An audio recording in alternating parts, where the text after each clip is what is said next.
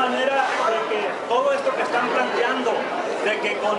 las contrataciones por horas, de que con las contrataciones por capacitación, las contrataciones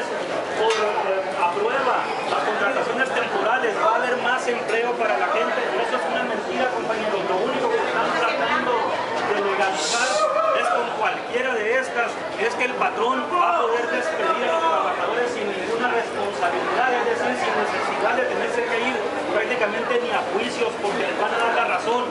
Contratar por temporada lo que significa es que si a ustedes los contratan, a cualquier persona la contratan, el patrón les va a poner los tiempos por los cuales los está contratando, y si después de que ustedes trabajen 3, 6 meses, 8 meses, la temporada que él establezca en el contrato se acaba, ustedes no van a tener derecho, como hoy sí se tiene por continuidad laboral, a poder tener una base en ese trabajo, van a ser despedidos, no van a poder con ninguna de estas modalidades acumular antigüedad. Por lo tanto, se ha hecho más o menos la estimación de que si una persona comenzara a trabajar ahorita para poder tener la posibilidad de acumular antigüedad para jubilarse, para poder tener la antigüedad suficiente para jubilarse, tendría que trabajar 50 años o más. Estas medidas van a abaratar todavía más el salario. Pero además, si ustedes quieren trabajar en una empresa, resulta que ahora las empresas se les legalizó lo que se llama el outsourcing, que aquí en México le decimos la subcontratación. Es decir,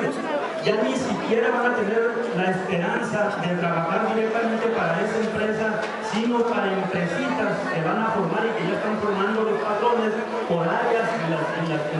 grandes empresas para ser subcontratados. Y estas subcontrataciones pues, son con salarios mucho más bajos que los que se pagan normalmente en las empresas, ¿verdad? Pues esta situación grave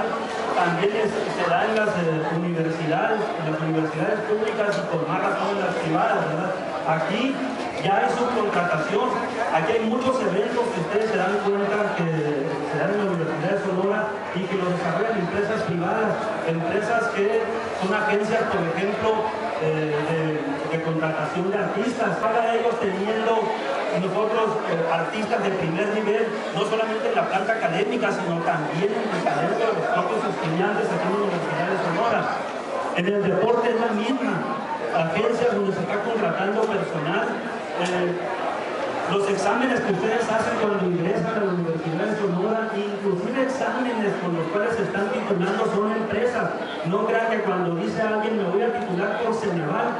no crean que porque se menciona mucho tiene que ver con una institución del gobierno, con una institución pública. Es una empresa privada formada por ex funcionarios de la Secretaría de Educación Pública, por ex rectores que ganan al año en esa empresa, facturan al año en promedio 1.500 millones de pesos. Y eso es lo que se están robando, llevando a sus bolsillos de lo que todos ustedes y sus familias pagan por esos exámenes de admisión y por esos exámenes de titulación. La Constitución establece un procedimiento por el cual se reforma la misma Constitución. Cuando ellos aprobaron en agosto pasado que el presidente de la República podía presentarle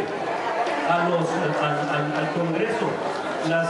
iniciativas preferenciales, tenían que haber hecho un procedimiento en el cual, después de aprobarlo la Cámara o el Congreso de la Unión, pasa a los congresos locales en cada uno de los estados y debe de ser aprobado para poder reformar la Constitución por la mayoría, al menos de los congresos de los estados. Este procedimiento no se ha hecho, nunca se hizo, por lo tanto es ilegal desde que nació esa propuesta que mandó el presidente a la Cámara de Diputados, pero además también es ilegal porque cuando se hizo la reforma 71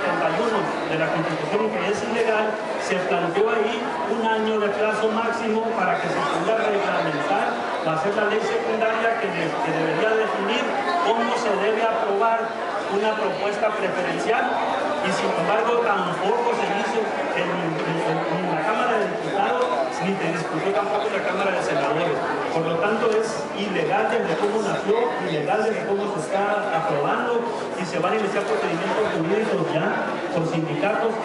no solamente de amparo, sino de interponer controversia constitucional ante la Suprema Corte de Justicia de la Nación y continuar la lucha para echarla atrás.